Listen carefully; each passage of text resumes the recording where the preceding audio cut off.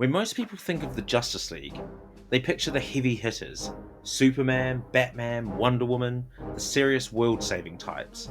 But in the late 1980s, DC Comics did something completely unexpected. They gave us a Justice League that wasn't about god icons, it was about personalities, flaws, comedy, chaos, and that team was the Justice League International. Launched in 1987, Justice League International, or JLI, was born out of the post-Crisis on Infinite Earths era, a time when DC was reinventing itself. Written by Keith Giffen and J.M. DeMatteis, with art by Kevin Maguire, JLI was never meant to be your typical superhero team. It took a step back from the epic cosmic scale stories and leaned into character, banter, and politics, all while saving the world, sort of.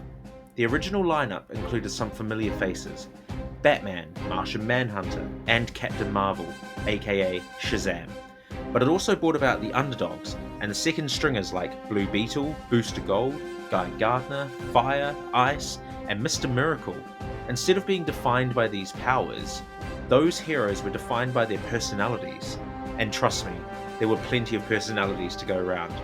Take Gardner for example, the arrogant, hot-headed Green Lantern who thought he should be leader. In one of the most legendary moments in comic book history, Batman silences him with a single punch. One punch. The rest of the team stares in stunned silence, and Blue Beetle literally falls out of his chair laughing. It was hilarious, character defining, and totally different from what readers expected from the Justice League books. And then there was the legendary duo, Blue Beetle and Booster Gold, sometimes called Blue and Gold. Their bromance was the height of the series, often dragging the team into ridiculous schemes like trying to start a superhero-themed resort or get rich quick plans that always backfired. They were like the comic relief side characters who somehow got promoted into leads, and then it worked brilliantly. But don't get it twisted, JLI wasn't just slapstick and one-liners. Beneath the humour was real heart. The relationship felt genuine. The stakes, while often absurd on the surface, still mattered. The team dealt with global politics, UN bureaucracy, alien invasions, and even international diplomacy, all while trying to hold it together as a dysfunctional but lovable mess of a team. And that's the thing. Justice League International wasn't about being perfect, it was about being human. It showed us what happens when people who shouldn't work together are forced to, and somehow, against all odds, become a family. The art by Kevin Maguire played a massive role in its success. His facial expressions were unmatched. Every raised eyebrow, eye roll, or awkward smile added a level of emotion and comedic timing that turned each panel into a punchline or a gut punch. JLI also made room for characters to grow. Fire and Ice, two lesser known heroines, went from background players to fan favourites.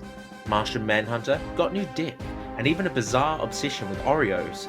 So why do fans love Justice League International? Because it dared to be different. It took superheroes off their pedestals and let them be awkward, flawed and funny. It proved that not every story needs to be about saving the multiverse, sometimes. It's about trying not to kill each other in a conference room. It brought heart and humour to a genre that takes itself too seriously. And in doing so, it created some of the most memorable character dynamics in all of DC Comics. Justice League International reminds us that being a hero isn't just about power.